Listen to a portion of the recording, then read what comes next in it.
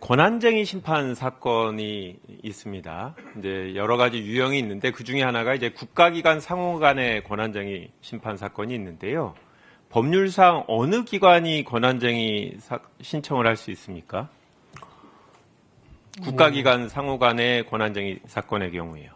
지금 말씀하시는 취지는 어떤 말씀이신가요? 그러니까 어느 기관들이 권한쟁의 사건을 신청할 수 있게 법에 되어 있냐는 말씀이죠. 국회의원은 돼 있지는 않지만 해석상은 할 수 있는 걸로 그렇게 알고 있습니다. 아니, 법 규정을 여쭤보는 거였는데 예. 국회, 정부, 예. 법원, 중앙선관위 그렇습니다. 이렇게 되어 있습니다. 예. 정당은 어떻습니까? 정당은 되지 않는 걸로 그렇게. 네. 뭐 뉴스를 보시면 이제 여당에서 만약에 이제 후보님에 대해서 국회가 추천 결의를 하면 이 권한쟁의 심판을 하겠다라고 하는데 정당은 청구할 수 없겠죠. 네. 그럼 아까 국회의원 개인이 할 수 있다라고 하는데 이제 법엔 없지만 선례가 있죠. 그렇게.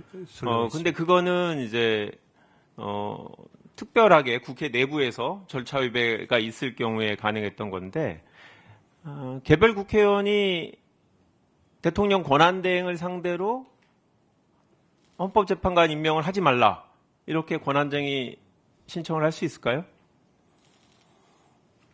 이제 비슷한 선례가 있습니까? 국회의원이 대통령을 상대로 청구 자격이 있다고 인정한 선례가 있습니까? 아직은 제가 듣지 없습니다. 지금 후보자로서 이 자리에 앉아 계신데 지금 국회가 진행하는 인사청문 절차에 위법한 부분이 있습니까? 있으면 앉으시면 안 되는 거 아닙니까? 예, 제가 위법한 부분이 있습니까? 제가 아직까지는 확인한 바는 없습니다. 만약에 내일 저희가 청문 보고서를 채택하고 본회의에 그 안건을 올려서 다수결로 통과가 됐다. 절차상 문제가 없는 거죠. 제가 저와 직접적인 관련이 있어서 네. 상세히 말씀드리지는 못하겠습니다만은 네. 대체로 그렇게 생각하고 있습니다. 네. 후보자께서 만약에 절차상 문제가 있다고 하면 그때 문제 제기를 하셔야 돼요. 그렇지 않고 가만히 있으시면 그건 절차상 문제가 없다. 그래서 응하는 걸로 다 국민들이 볼 겁니다. 현재까지 아무런 얘기를 하지 않고 계시기 때문에 동의하시는 걸로 문제가 없다고 지금까지는 동의하시는 걸로 알겠습니다.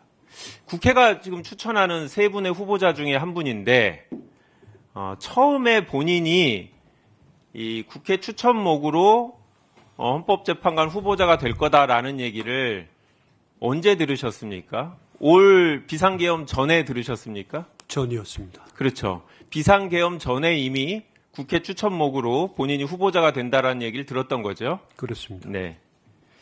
저희 국회가 후보자를 헌법재판관으로 추천하는데 혹시 재판관이 되시면 저희 국회 특별히 배려해서 잘 봐주실 겁니까? 국회만을 특별히 배려하지는 않겠습니다. 예, 뭐 좀 서운하긴 하지만 그래야 된다고 생각합니다. 국회가 법을 만들지 않습니까? 만약에 제가 간사인데 제가 대표 발의한 법안이 통과됐어요. 근데 그에 대해서 위헌법률 심판이 제청되거나 아니면 헌법소원이 제기됐을 때 본인을 인사청문한 국회의원이 대표 발의했는데 특별히 저희를 위해서 합헌으로 인정해 주실 의향은 없으십니까? 고려하지 않겠습니다. 네. 그러면 모든 탄핵 사건은 국회가 소추합니다. 그러면 국회가 소추한 탄핵 사건에 대해서 국회 편을 들어서 무조건 인용하시겠습니까? 그 점도 고려하지 않겠습니다. 네. 그러면 누가 추천했던 지금 헌법재판관 9분은 아니 6분과 새로운 후보자들은 누구의 추천이다 지명이든 임명이든 관계없이 법과 양심에 따라 독립적으로 재판을 진행할 거라고 믿습니까?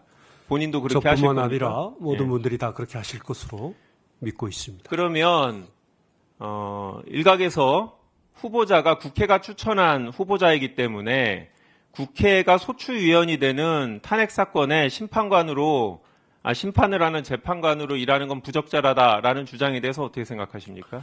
소면 질의에서 제가 말씀드린 것처럼 그런 견해는 채택하기 어려운 견해가 아닌가 싶습니다. 네, 1분만 저도 더 주시면. 다시. 헌법재판소법 51조에 따르면 형사소송이 동일한 사유로 진행되는 경우에 심판절자 정지할 수 있도록 되어 있습니다. 왜 이런 제도가 있는 겁니까? 형사소송 이제에 관한 규정이 이제 준용이 되도록 돼 있고요. 또 형사 절차에서 어떤 구체적인 수사를 통해서 확보되는 어떤 자료들 이런 것들이 이제 헌법재판의 과정에서 필요한 경우에 그것을 참조하기 위한 것이 아닌가 싶습니다. 네, 그렇죠. 그러니까 헌법재판 과정에서 독자적으로 증거 수집에 한계가 있으니까 만약에 형사소송에서 이미 수사가 다 진행되고 재판 중이라 증거도 수집이 된 경우에는 이걸 이제 가져다가 헌법재판에 활용하도록 하는 거라고 보는데요. 반드시 그래야 되는 겁니까? 그렇지는 않는 걸로 알고 예. 있습니다. 그러면 지금 구체적인 판단은 죄송합니다. 다시. 네, 또 하세요. 예, 지금 대통령에 대한 탄핵소추 사건이 있습니다. 그런데 대통령에 대해서 내란죄, 직권남용 이렇게 형사사건도 진행되고 있습니다. 이 두 가지 사건의 쟁점이 완전히 동일합니까? 완전히 동일하지는 않다고. 그러면 직권남용이 유죄, 무죄하고 관계없이 탄핵 사유가 존재하는지는 판단할 수 있습니까?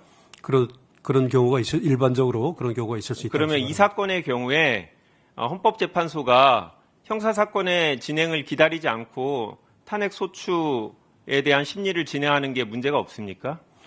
그것은 탄핵 심판을 담당할 재판부에서 결정할 문제라고 최소한 생각합니다. 법적인 위반 사항은 아닌 거죠? 그렇습니다. 일반적으로 법 규정 자체가 반드시 그렇게 해야 되는 것은 아닌 것으로 알고 있습니다. 그러면 지금 헌법재판소가 27일 날 1차 변론준비기일 연다고 하는데 이것도 위법한 사항은 아닌 거죠? 당연합니다. 네, 이상입니다. 네, 저지 슈열 우리 김한규 간사님 수고하셨습니다.